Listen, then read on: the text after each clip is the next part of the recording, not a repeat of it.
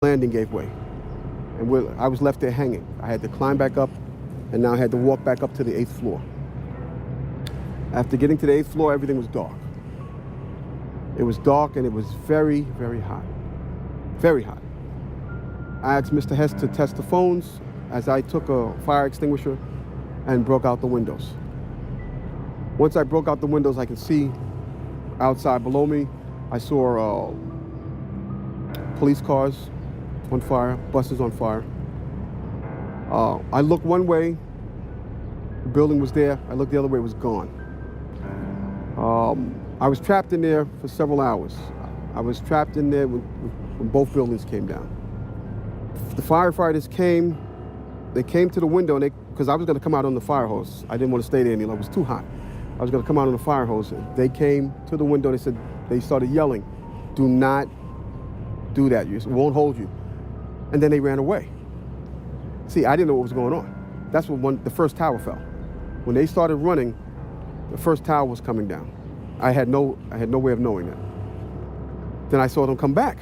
Now I saw them come back with more concern on their faces. And then they ran away again. The second tower fell.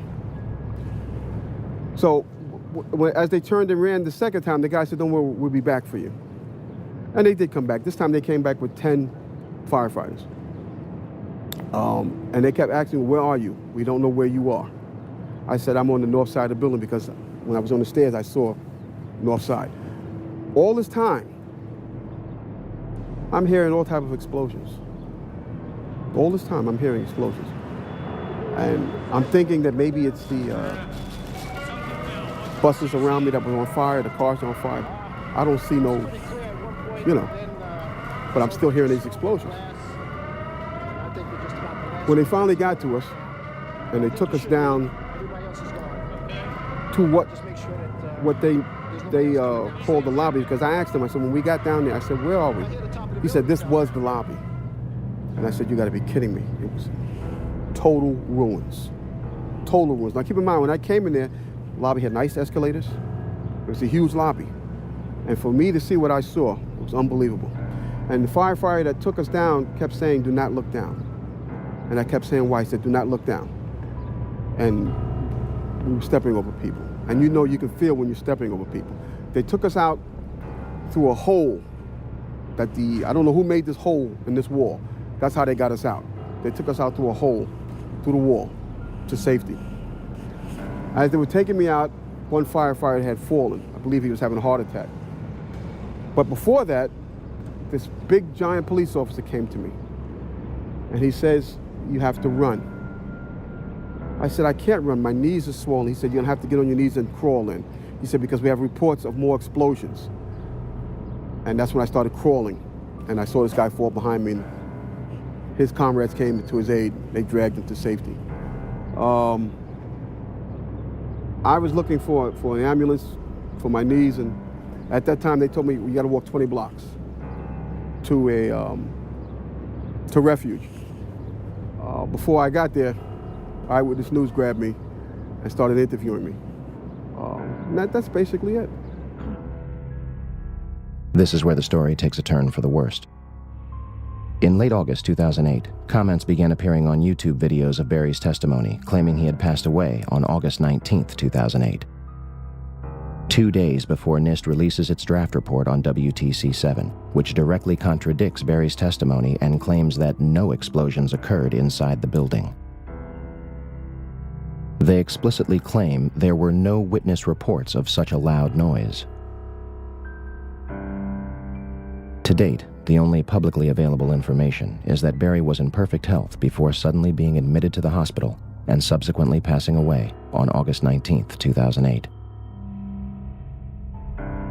A private investigator, when hired to investigate the disappearance of Barry Jennings, replied, "Due to some of the information I have uncovered, I have determined that this is a job for the police. I have refunded your credit card.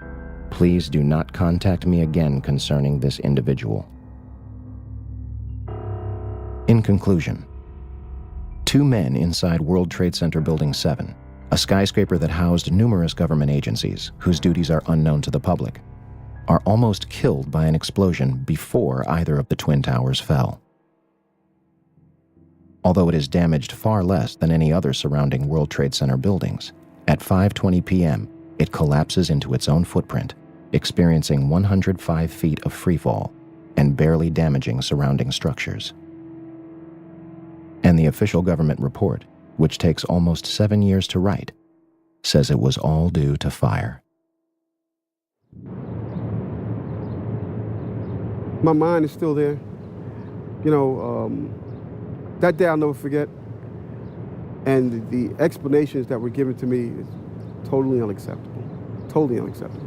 Because as I stated, I was there. I lived it. I lived through it. Actually, I thought I was going to die that day. Because me and Michael Hess did get on our knees and start praying when we saw that there was nobody coming, there was no hope. We did get on our knees and start praying. And then there was the fireman that shined the light and says, anybody in here? Those are the sweetest words I ever heard. Is there anybody in here? And I, at that time, I told Mike, I said, Mike, you better get under the desk and pray to who you're going to pray to, because I'm going to pray to who I'm going to pray to, because it doesn't look like we're going to make it. And that's when that fireman came and saved our lives. When I got home, I sat down in front of the TV, and my wife said, why do you keep watching this? Why do you keep... I couldn't stop watching it. And that's when I found out Building 7 came down. I was so surprised. And I'm saying to myself, why did that building come down? And I knew why it came down, because of the explosions.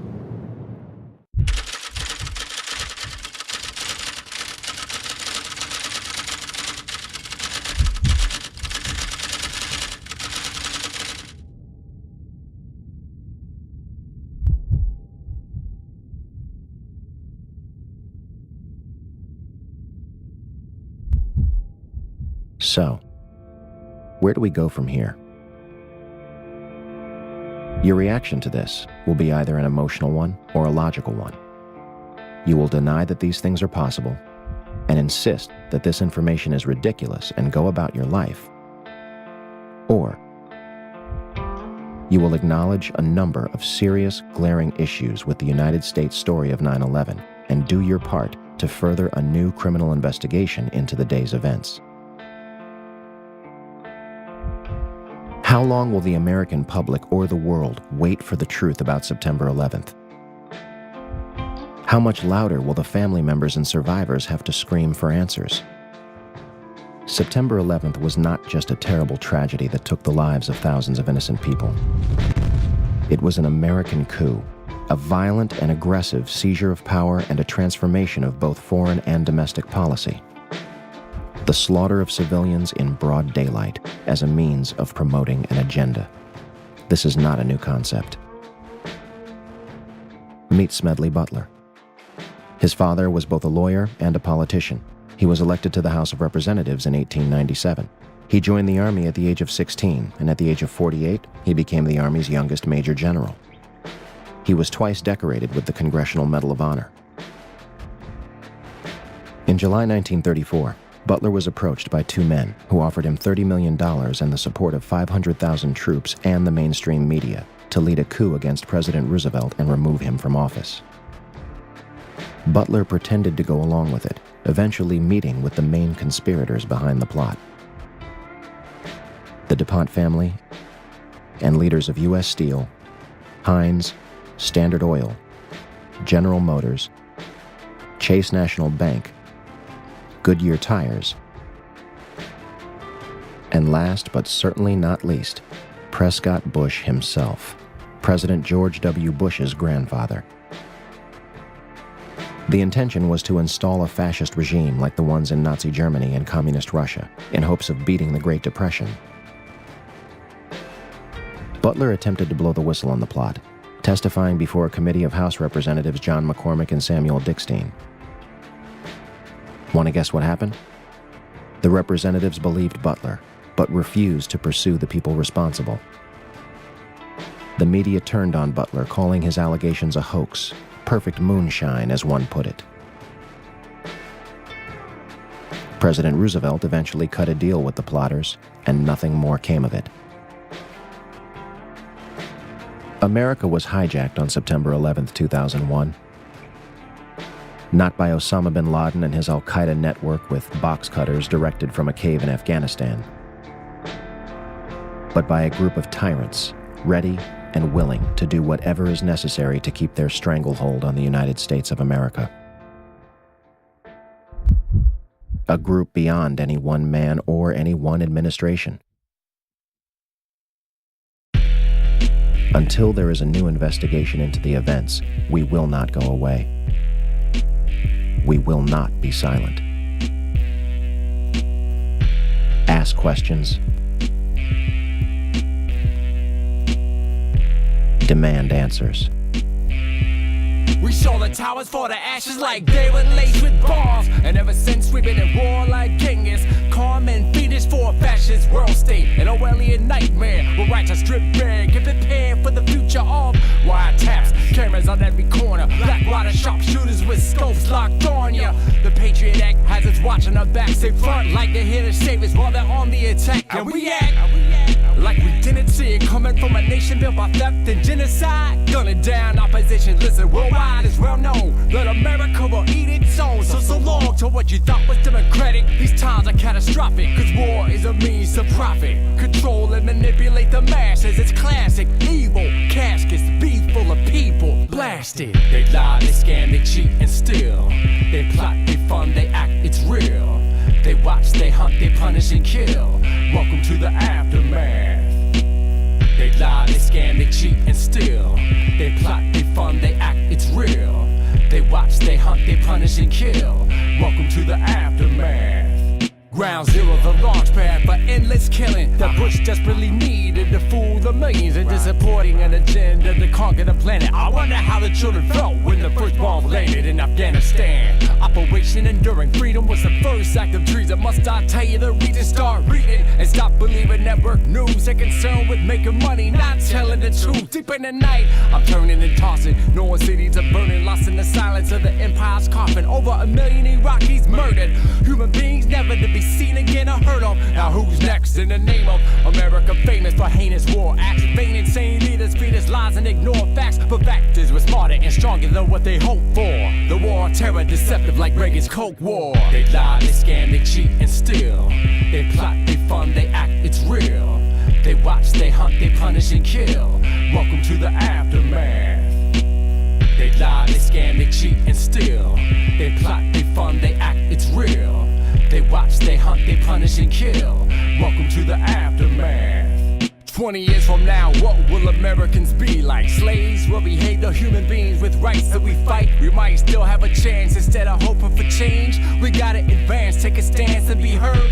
Silence is the enemy. Words have power, but actions speak louder. Pretend to be free till you die a slave. A soldier in the desert searching for a ghost in the cave for the corporation. I run out of patience, sick of seeing troops sent to die for your lives. Spending dollars in debt, we holler in protest till we have your arrest. We will not rest, and we know what you did that day. Killed your own citizens to advance your ways. All my real patriots stand up and say 9/11 was an inside job. They lie, they scam, they cheat and steal. They plot, they fund, they act, it's real. They watch, they hunt, they punish and kill. Welcome to the aftermath. They lie, they scam, they cheat and steal. They plot, they fund, they act, it's real.